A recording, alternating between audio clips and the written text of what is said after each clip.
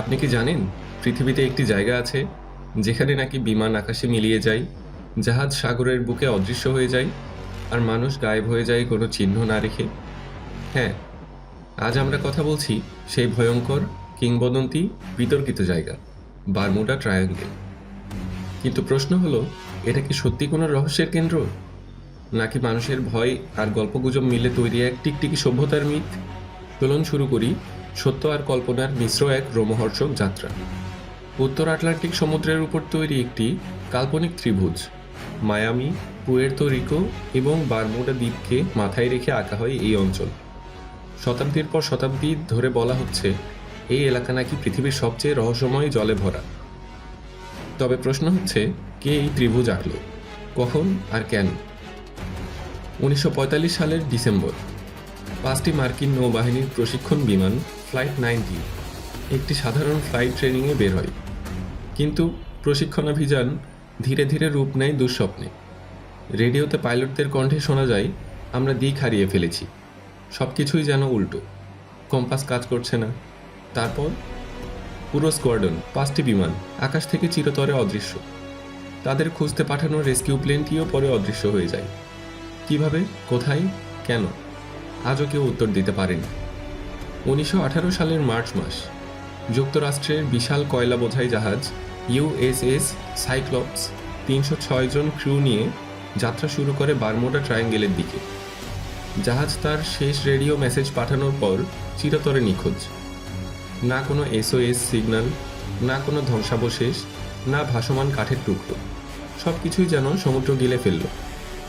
প্রশ্ন হলো, এত বড় জাহাজ কি সত্যিই বিনা সব অদৃশ্য হয়ে যেতে পারে? যত গল্প তত ব্যাখ্যা। কেউ বলে এখানে আছে ম্যাগনেটিক অ্যানোমালি, যা কম্পাস পাগল করে দেয়। কেউ বলে মিথেন গ্যাস বিস্ফোরণ জাহাজকে ডুবিয়ে দেয়। কেউ মনে করে এটি রহস্যময় সমুদ্র ঘূর্ণি আর ভয়ঙ্কর আবহাওয়ার মিলনস্থল। আর কেউ কেউ বলে এটাই এলিয়েনদের গুপ্ত ঘাঁটি। কিন্তু একাডেমিক গবেষণা বলছে এখানে দুর্ঘটনার হার পৃথিবীর অন্য ব্যস্ত সমুদ্রপথের চেয়ে খুব বেশি নয়।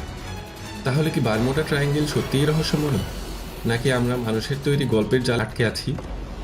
অনেক নাবিক দাবি করেছেন এলাকায় প্রবেশ করতেই দেখা যায় হঠাৎ ঘন কুয়াশা, অদ্ভুত আলো, আর হঠাৎ নেমে আসে নীরবতা।